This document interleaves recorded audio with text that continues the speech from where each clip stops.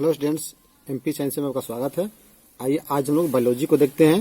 Biology में पहला जो पार्ट है उसमें पढ़ना है क्या, जैव प्रक्रम पोषण।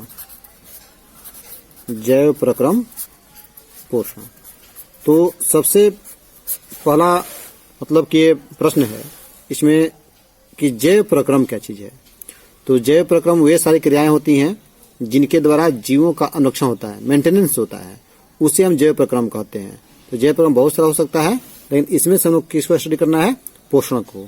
तो पोषण किसे कहते हैं?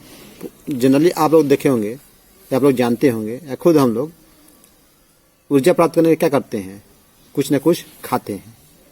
तो वह विधि जिसमें जीव पोषक तत्वों को ग्रहण कर उसका उपयोग करता है उसी पोषण कहते हैं।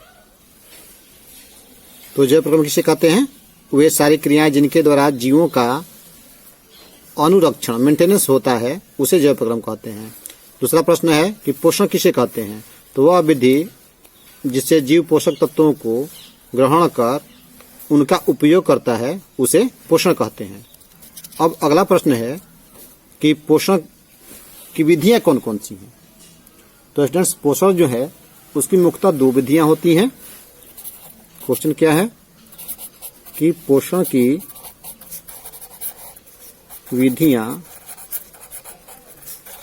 कौन कौन सी हैं।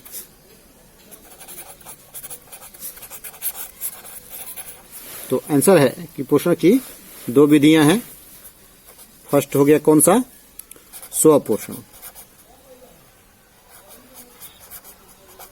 स्वपोषण इसको बोलते हैं ऑटोट्रॉफ्स, जो ऑटोट्रॉपिक न्यूट्रिशन होता है। स्वपोषण मतलब अपने आप। और दूसरा कौन सा होता है, परपोषण, मतलब जो पोषण के दूसरे पर निर्भर आते हैं। आप लोग देखे होंगे, जानते होंगे कि पेड़ पौधे जो हैं, उन पेड़ पौधों में ये जो पेड़ पौधे हैं, पेड़ पौधे की पत्तियां सूर्य के प्रकाश की उपस्थिति में जमीन से जो जड़ें जो होती हैं जमीन में, उन जड़ों से जल और ऑक्सीजन खींच करके पत्तियों तक लाती हैं। और पत्तियों पर जब सूर्य का प्रकाश पड़ता है जिसमें क्लोरोफिल होता है, तो ये अपना भोजन बनाती हैं, ये स्वयं बनाती हैं। तो इसलिए इसको हम कहते हैं, इनमें जो पौधा में जो पोषण होता है वो सब स्वपोषण होता है। और बाकी जितने जंतु हैं, पौधा के यदि हम छोड़ दें तो जो प्रत्यक्ष अथवा अप्रत्यक्ष तौर पर भोजन के लिए दूसरे पर निर्भर हो, पौधा पर निर्भर हो, तो उसको हम कहते हैं परपोषण। परपोषण को हम ऐसे परिभाषित कर सकते हैं कि परपोषण वह प्रक्रिया है जिसमें जीव अपना भोजन स्वयं संश्लेषित न करके किसी न किसी रूप में अन्य स्रोत से प्राप्त करता है। तो उसको हम लोग कहते हैं परपोषण। तो स्वपोषण किस में होगा स्टूडेंट्स? पौधों में होगा, सभी हरे पौधों में होगा जिसमें प्रकाशन क्रिया होती है। और परपोषण किसमें स्टूडेंट होगा? सभी जंतुओं में होगा जिनमें क्लोरोफिल नहीं होता है, जो अपना भोजन स्वयं नहीं बना सकते हैं, प्रकाशन जिसमें नहीं होता है, वही जंतु होते हैं। और उन्हीं में परपोषण की प्रक्रिया होती है। और पौधों में कैसे होता है? स्वपोषण होता है। अब हम देखेंगे कि परपोषण के कौन कौन से प्रकार हैं। अब क्वेश्चन है कि परपोषण के प्रकार कौन से हैं। तो जो परपोषण है उनके मुख्य रूप से 3 प्रकार है। पहला जो है उसको बोलते हैं मृतजीवी।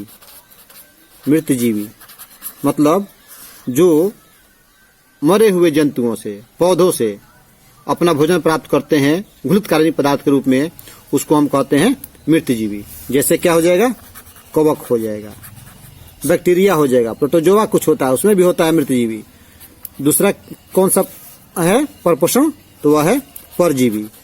परजीवी मतलब क्या होता है? पर मतलब पराया जीवी, जो दूसरे जीव शरीर के अंदर या बाहर रह करके अपना पोषण प्राप्त करते हैं, तो उसको हम कहते हैं परजीवी। जो 2 तरह का होता है, एक होता है अंतः परजीवी, जैसे कि जोंक, एस्केरिस हम लोग शरीर के अंदर में रहता है, आंतों में रहता है एस्केरिस। तो वो हो गया कौन परजीवी?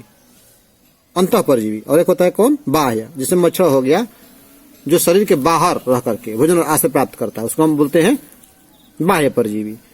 ठीक है। और तीसरा क्या है? प्राणी संपोषण। प्राणी संपोषण, तो प्राणी संपोषण किसको कहते हैं? प्राणी संपोषण जो है पोषण की वह विधि है जिसमें जो प्राणी अपना भोजन ठोस या तरल रूप में जंतुओं के भोजन ग्रहण करने की विधि द्वारा ग्रहण करते हैं। जैसे हम लोगों में जो होता है क्या होता है, नहीं मृतजीवी होता है नहीं परजीवी होता, तब क्या होता है? प्राणी संपोषण होता है। इसी प्रकार से मेढक में, अमीबा में क्या होता है? प्राणी संपोषण। स्टूडेंट्स, आज के अंक में इतना ही। कल हम लोग सीखेंगे कि प्रकाश संश्लेषण क्या है और उसके लिए कौन कौन से कच्चे पदार्थों की जरूरत होती है। ये बहुत ही महत्वपूर्ण प्रश्न है, ठीक है। ऐसे तो सभी प्रश्न जो है, सभी प्रश्नों को हम लोग जानेंगे, सभी महत्वपूर्ण ही है और सभी बातों को जान लेंगे जो बोर्ड एग्जाम में मतलब कि पूछे, इसको हम लोग अंत में एक बार सेट भी देखेंगे। Thank you very much students. अब हम लोग स्टूडेंट जानना है कि प्रकाश संश्लेषण किसे कहते हैं। तो जो हरे पेड़ पौधे होते हैं, इन पेड़, ये जो पौधे हैं जब जमीन से क्या करते हैं, मिट्टी से जल और खनिज खींचते हैं और पत्तियों तक जब पहुंचता है जल और खनिज लवण, तो इन पत्तियों में क्लोरोफिल होता है जो सूर्य के प्रकाश की उपस्थिति में अपना भोजन तैयार करते हैं। तो इसी प्रक्रिया को हम कहते हैं प्रकाश संश्लेषण की क्रिया, फोटोसिंथेसिस। मतलब सूर्य के प्रकाश की उपस्थिति में सभी हरे पेड़ पौधे अपना भोजन जो है वो स्वयं तैयार करते हैं। तो इसे ही हम कहते हैं प्रकाश संश्लेषण। आइए इसके लिखित रूप को देख ले। सभी हरे पेड़ पौधे सूर्य के प्रकाश की उपस्थिति में जड़ से यानी जमीन से जल एवं खनिज लवण लेकर अपना भोजन क्लोरोफिल में संश्लेषित करते हैं। इस प्रक्रिया को ही प्रकाश संश्लेषण कहते हैं। 6 CO2 प्लस 6 H2O तिरछिन सूर्य का सनलाइट और क्लोरोफिल हो गया तो C6H12O6 प्लस 6 O2 बनाएगा। इस प्रकार से पेड़ पौधों में जो है फोटोसिंथेसिस प्रकाशन क्रिया जो है संपन्न होती है। Thank you very much students. आज अंक में इतना ही। यदि अभी तक आपने मेरे चैनल को सब्सक्राइब नहीं किया तो प्लीज सब्सक्राइब कर लीजिए और अधिक से अधिक स्टूडेंट को शेयर कीजिए ताकि अधिक से अधिक स्टूडेंट जो लाभान्वित हो सके। Thank you very much students.